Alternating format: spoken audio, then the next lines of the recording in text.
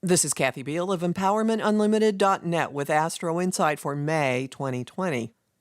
May has potential for some movement at last. Don't get out your running shoes, though.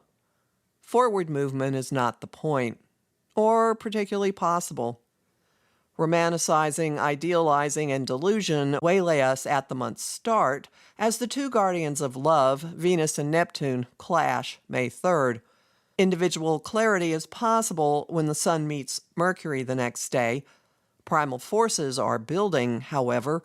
They dominate the hypersensitive Scorpio full moon May 7th, which traffics in impulses that don't normally see the light of day. They get an assist from Neptune and his glamour, escapism, and cosmic fog. The teamwork has the potential to infuse our deepest perceptions, possessiveness, and desires with higher love and compassion, or to blend them with delusion and lies. Either way, we're more likely to stare into dark waters than get a move on. Clarifying, potentially stabilizing ideas and messages follow when messenger god Mercury trines Pluto and then Jupiter May 9th and 10th. And then backtracking season begins. Retrorama. The month's first half brings a parade of retrogrades with staggered entrances and a combined impact of directing focus anywhere but forward. By mid-May, 4 planets are retrograde and luring matters from the past, from the shadows, and from our psyches that call for attention. From business that is unfinished or requires additional work, to deeper ramifications of what we've been facing this year, to old friends and loves emerging from the mists of time. 3 of the retrogrades involve outer planets, whose about-face stirs currents that affect the collective as well as individuals. One is already retrograde when the month begins. Pluto, Lord of Death and Rebirth, overseer of all things hidden, and agent of unavoidable change. He is going deeper into collapsing structures, beasties flying out of psyches, and revelations from the shadows, and in general, revisiting the evolutionary change that crystallized when he and Saturn met in January. The force associated with social distancing, shutdowns, and lockdowns is the first to join Pluto in retrograde motion. Pluto's collaborator in evolutionary change, Saturn, stations retrograde on May 11th.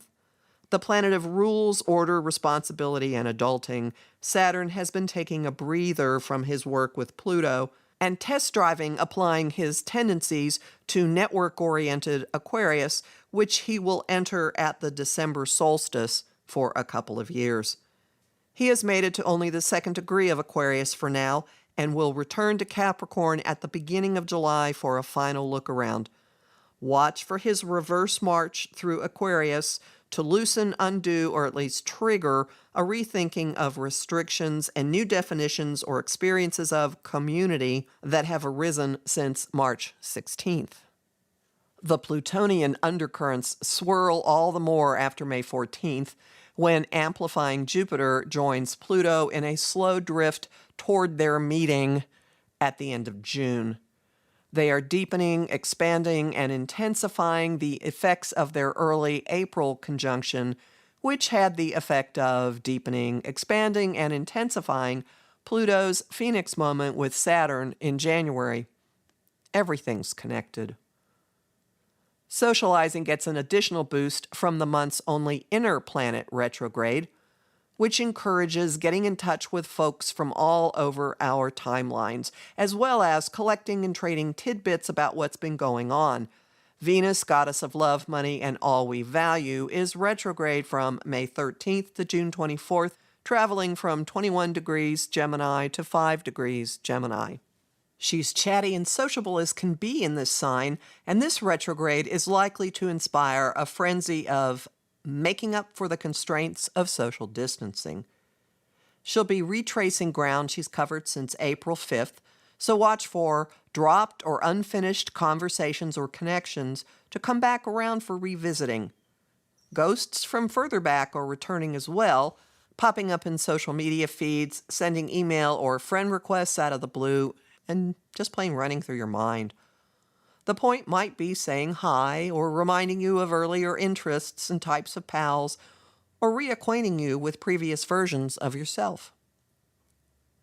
Her retrograde path has a coming attractions component, too. She's crossing degrees where eclipses will take place on the Gemini-Sagittarius axis this June and July. Look at what comes back up now as an advance guard for matters this next eclipse family will be resetting, shutting out, or upgrading. Specifically, friends or types of friends, information sources and vehicles, and what you think about and believe to be true.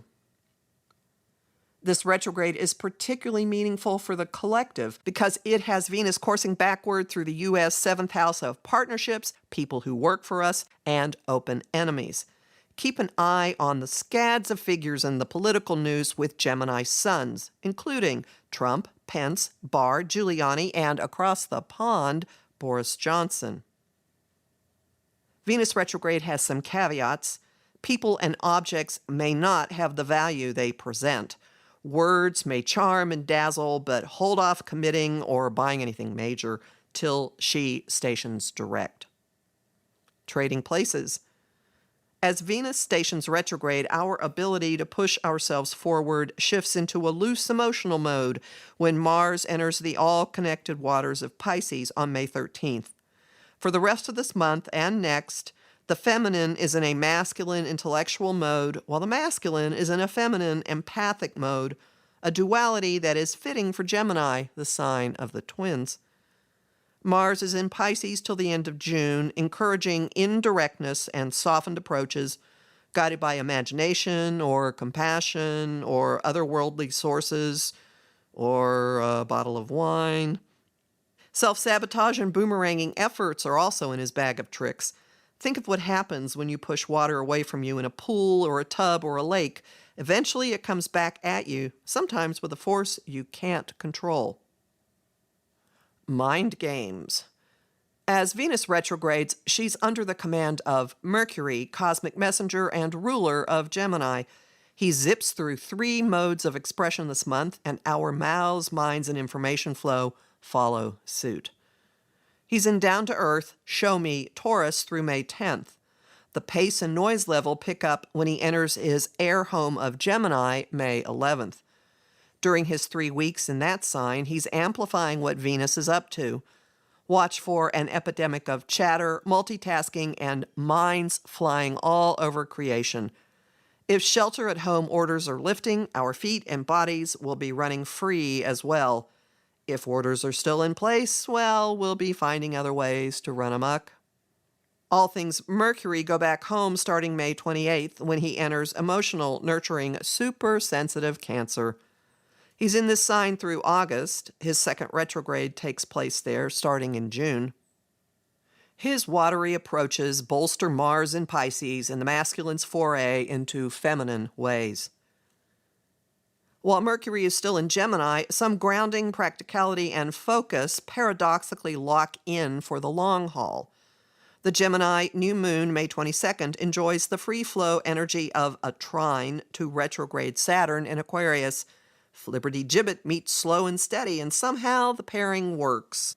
This link encourages finding ways to turn all our mental running around into something durable. Friendships and social connections are in the mix, with the moon's ruler Mercury in a conjunction with Venus that same day. What's stabilizing in our thoughts and words reflects massive personal evolution. The new moon is in the aftermath of trines from the Sun to Pluto and then Jupiter on the 15th and the 17th. The Sun's contacts to those titans in March brought painful self-confrontation and emotional processing, with all the comfort of forcing our bodies through a narrow steel tube. This month's contacts are easier and more organic, at least in terms of how they show up.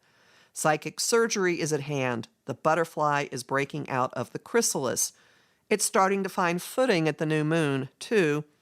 The Sun is trine Saturn on that day, while Mercury is dusting it up with Neptune. Reality checks abound. Welcome them. Embrace them. Doorways for gentle, unexpected action are opening May 25th. Our minds are moving into tender territory. Nurture and be kind, first and foremost, to yourself. Home is sweetly appealing no matter how much time we've been spending there this spring. You'll learn more about the forces at work this month in my Saturn and Aquarius talk and in my guided visualizations, working with Saturn, working with Pluto, and the bonfire in the gateway, which has you work with Saturn and Pluto. These are available at my site, empowermentunlimited.net, where you can sign up for my mailing list, listen to my weekly podcasts, and book a session with me. I'm Kathy Beal, a professional astrologer with more than 30 years' experience. I have lots of bonus content at patreon.com/Kathy Beal. You'll find lively discussion on Facebook at Empowerment Unlimited and the group, the Astro-Insight Lounge. I'm on Instagram at KABeal and on YouTube at The Professional Aquarian Channel.